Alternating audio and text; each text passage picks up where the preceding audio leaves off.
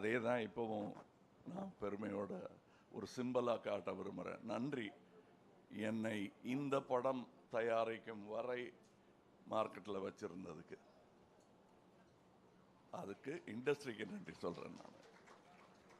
ஏன்னா 50 வருஷத்துக்கு முன்னாடி நட்புன்னு சொன்னாங்க இல்லையா, அப்போ ஒரு 1-2 வருஷத்தில் 2 பேரும் ஈக்குவல் லெவலுக்கு வந்துட்டோம். அவர் ஆரம்பத்தில் ஒரு பிட் ரோலில் வந்தார்.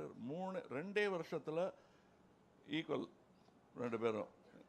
இந்த ஃபோட்டோலாம் வந்துருச்சு இங்கே இருக்கிற.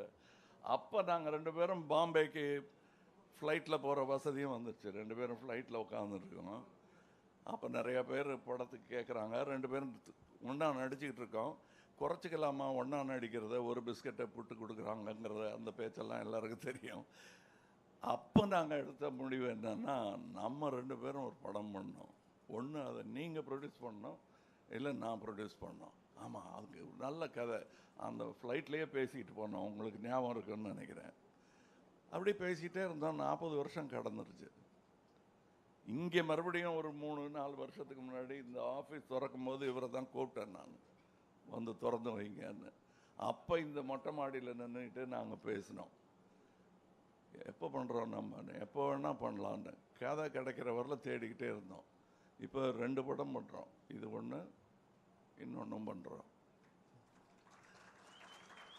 இது எங்களுக்கு என்ன பெருமையாக இருக்குன்னா, நாங்கள் அதான் அடிக்கடி சொல்லிக்கிட்டே இருப்பேன், இந்த ஏவிஎம் வேப்ப மரத்தடியில் உட்கார்ந்துருந்த அந்த இளைஞர்கள் இவ்வளோ தூரம் பயணித்திருப்பது என்பது யாருடைய கருணைன்னு எங்களுக்கு தெரியாது.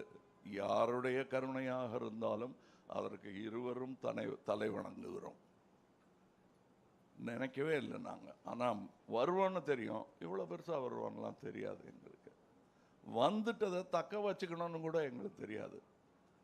தக்க வச்சுட்டீங்க நீங்கள்லாம் சேர்ந்து, அங்கே நிற்க வச்சுட்டீங்க எங்களை. அதற்கு என்றென்றும் நன்றியுடையவர்களாக இருவருமே இருக்கிறோம். இப்போ இந்த பண்ணணுங்கும் போது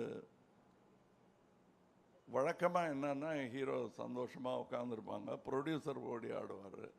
இதில் ஓடி ஆடி தூங்க விடாமல் எல்லாரையும் தொந்தரவு பண்ணிட்டு இருந்தது இவர் தான்.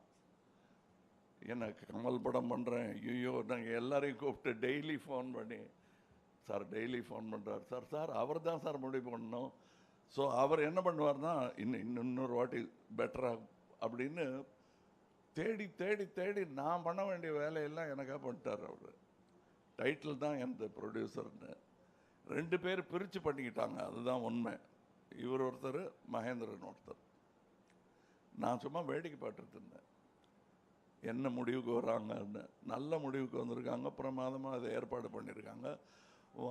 நான் லஞ்சு சாப்பிட்டு போகிறேன், அவ்வளோ வசதியாக இருக்கேன் நான். அதற்கு நன்றி சொல்ல வேண்டிய முதல் ஆள் இந்த ராஜ்கமல் நிறுவனம். அதை கட்டி காத்து கொண்டு வந்தோங்கிறது போக, இதை இன்று நிர்வகிக்கும் ஆள் எவ்வளோ அமைதியாக பின்னாடி இருந்து இதெல்லாம் இப்போ எங்கே இருக்காரு கண்டுபிடிக்க பார்ப்போம் இந்த கூட்டத்தில்.